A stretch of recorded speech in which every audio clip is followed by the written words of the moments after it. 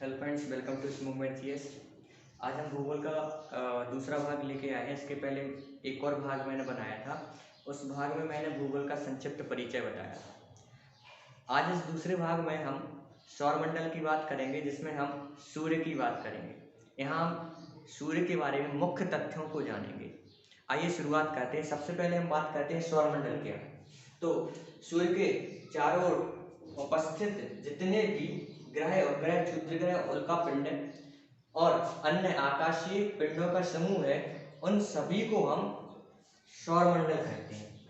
Suppose ये हमारा सूर्य है और इसके चारों ओर उपस्थित सभी ग्रह, उपग्रह, धूमकेतु, क्षुद्र ग्रह, उल्का पिंड तथा जो अन्य आकाशीय पिंड हैं, सभी के समूह को हम सौरमंडल कहते हैं। इस सभी में सूर्य प्रधान है।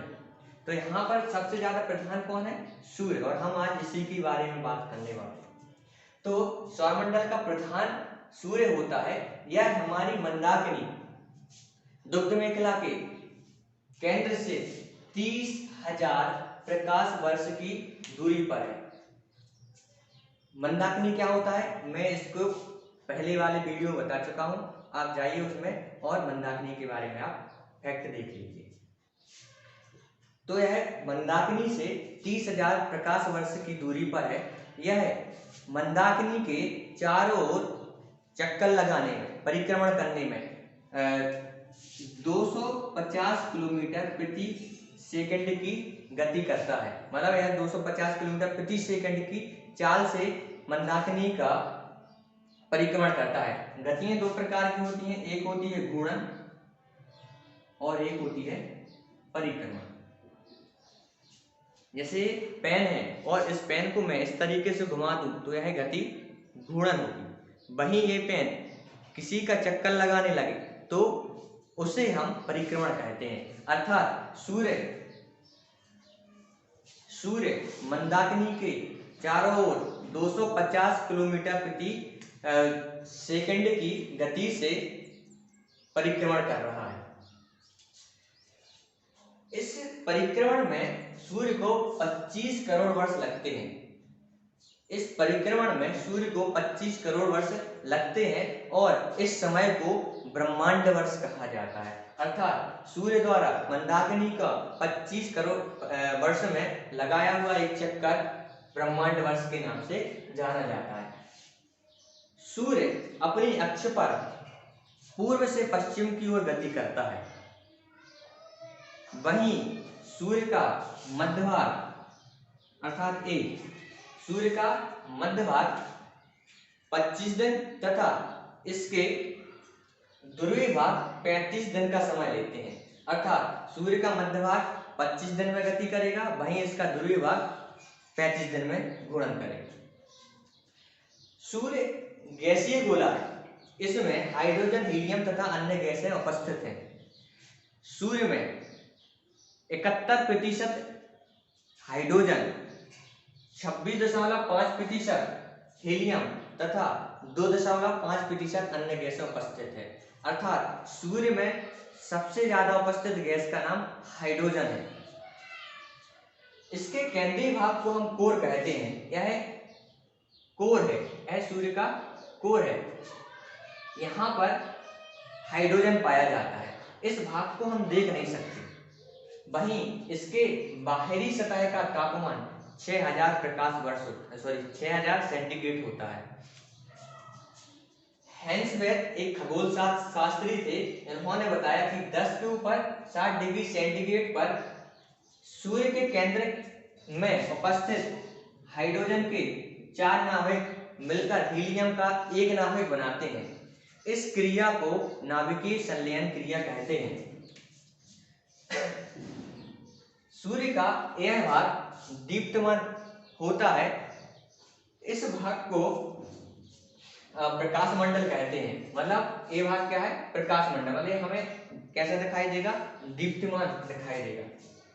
प्रकाश मंडल के जो किनारे होते हैं वह दीप्तिमान नहीं होते। क्यों नहीं होते? क्योंकि बाकी का जो सूर्य का वायुमंडल भी होता है, ये सूर्य का वायुमंडल है, यह इस प्रकाश का अवशोषण कर लेता है। जिसके कारण यह दीप्तिमान नहीं होते और यह लाल रंग का दिखने लगता है। इसे वर्णमंडल कहते हैं।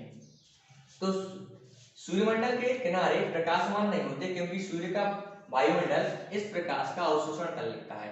इसे वर्णमंडल या क्रोमोस्फीयर कहते हैं। इसका रंग लाल होता है। कोर को हम देख नहीं सकते।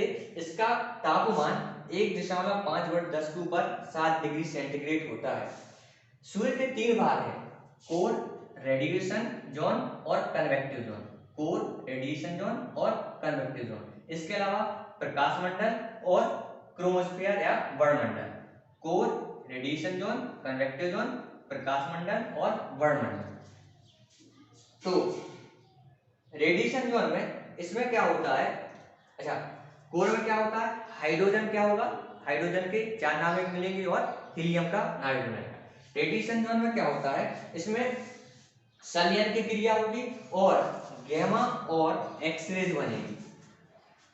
इसमें जो गैमा और एक्सरेज बनेगी वह इस जोन को पार कर जाती है। मतलब इसमें संलयन द्वारा हमेशा गैमा और एक्सरेज बनेगी और वह इस जोन को क्या करेंगी? पार कर जाएगी। इसके बाद आता है कन्वेक्टिव जोन। यह जोन हाइड्रोजन की कोशिकाओं द्वारा बना होता है, जो धीरे धीरे बाहर की ओर जाने पर छोटा होता जाता है। यह हाइड्रोजन की सेल बाहर की ओर जाने पर छोटी होती जा रही है। देखिए ये बड़ी है, फिर उससे छोटी, फिर उससे छोटी, फिर उससे छोटी। इस तरीके से ये क्या होता है कि बाहर की ओर जैसे जैसे जाएंगी वह छोटी होती जाएगी। तो यह बाहर की ओर जाने पर छोटी होती जाती है और इसके जो केंद्र में ऊर्जा बनती है वह इस तरीके से बाहर निकल जाती है। तो केंद्र में बनी ऊर्जा इन्हीं सेलों के माध्यम से बाहर निकल जाती है। इसके बाद बात करते हैं फोटोस्फीयर या फिर प्रकाश मंडल की, जिसका तापमान 6000 डिग्री सेंटीग्रेड होता है। इसके बाद हम बात करेंगे कोरोना की, जिसमें सबसे पहले हम देखते हैं श्वेतवाम। तो सूर्य के कोर में उपस्थित, इसको आप समझ नहीं पा रहे होंगे शायद, इसको मैंने इस तरीके से बनाया है। ये जो पार्ट है मैंने इसका एक पार्ट लिया है, ठीक है ना। इसको आप 4 गुना कर लेना, ये पूरा सूर्य बन जाएगा। हाँ, तो सूर्य के केंद्र में उपस्थित हाइड्रोजन के नाभिकीय संलयन क्रिया द्वारा हाइड्रोजन के हीलियम के नाभिक में परिवर्तित होते रहते हैं। यह क्रिया जब तक चलेगी, यह क्रिया लगातार चलती रहेगी और यह क्रिया तब तक जब यह क्रिया अंतिम छोर पर होगी, तब इस केंद्र का, सूर्य के इस केंद्र का जो द्रव्यमान रहेगा वह संपूर्ण सूर्य का 1% रहेगा। तब यह केंद्र या इस कोर की जो हम बात कर रहे हैं वो बचेगा नहीं। अर्थात जब इसका जो कोर है संपूर्ण सूर्य का 1% बच रहा है, तो उस कंडीशन में सूर्य की बाहरी किनारे ध्वस्त हो जाएंगे। अर्थात यह सूर्य ब्लैक होल में चला जाएगा। हालांकि यह घटना 4 अरब वर्ष बाद होनी है, ऐसा खगोल शास्त्री ने बोला है। शास्त्री बोलते हैं इस घटना को श्वेतवाम घटना कहते हैं। कोरोना किसे कहते हैं? तो सूर्य ग्रहण के समय जब सूर्य ग्रहण होता है तो सूर्य की जो बाह्य सतह होती है वह हमें दीप्तमान दिखाई देती है। इसे सूर्य मुकुट कहते हैं या फिर इसी को हम कोरोना कहते हैं। तो सूर्य ग्रहण के समय सूर्य का जो दीप्तमान भाग दिखाई देता है उसे सूर्य मुकुट या फिर सूर्य किरीट या फिर कोरोना कहते हैं। सूर्य से निकली यह ऊर्जा 2 भागों में विभाजित हो जाती है। कुछ ऊर्जा ध्रुवों की ओर चली जाती है और कुछ ऊर्जा सूर्य के वायुमंडल द्वारा अंतरिक्ष में विलीन हो जाती है।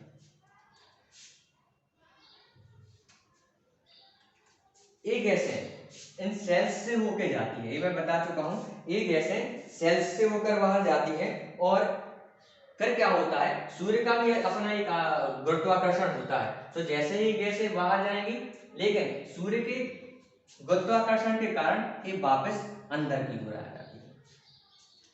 तो जैसे ही ये गैसें बाहर जाएंगी और सूर्य के गुरुत्वाकर्षण के कारण ये गैसें बाहर आएंगे, वापस आ जाएंगी, इस घटना को हम सोलर लेयर कहते हैं, सोलर लेयर।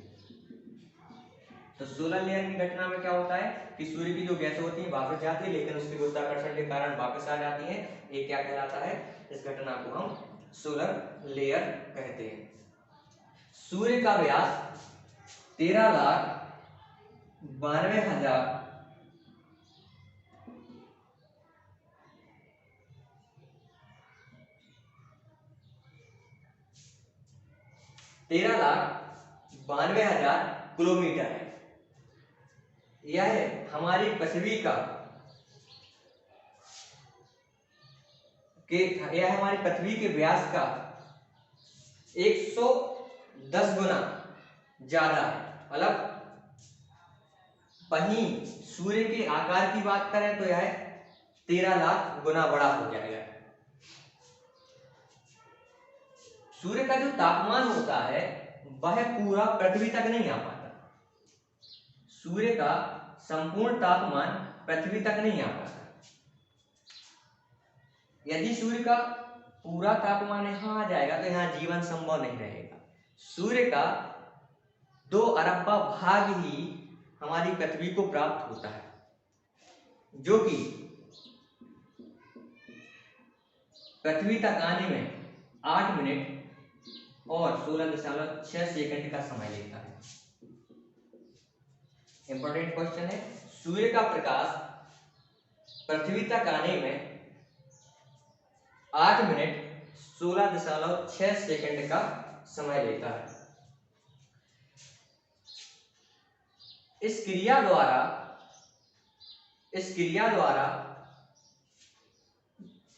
सूर्य में कुछ धब्बे पड़ जाते हैं। ये धब्बे उन गैसों के खोल होते हैं।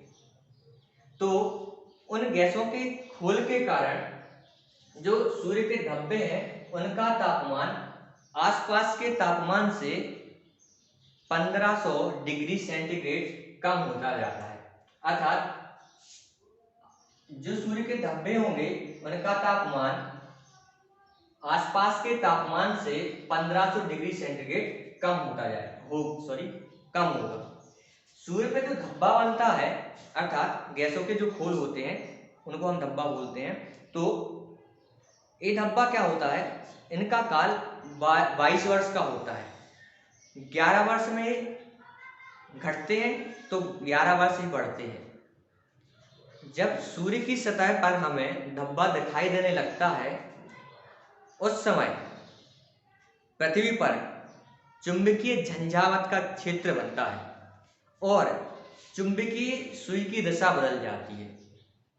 इस समय हमारी जो इलेक्ट्रॉनिक उपकरण है वह काम करना बंद हो जाते हैं। जैसे कि टीवी अचानक खराब हो गई या फ्रिज अचानक खराब हो गई, यह चुंबकीय झंझावात कहलाता है। तो इस कंडीशन में चुंबकीय सुई की दिशा बदल जाती है। तो ये रहा आज हमारा जियोग्राफी का दूसरा वीडियो। उम्मीद है आपको पसंद आया होगा। यदि आपको यह वीडियो पसंद आता है तो कृपया आप इस वीडियो को लाइक करें, शेयर करें और अपने दोस्तों को भी बताएं।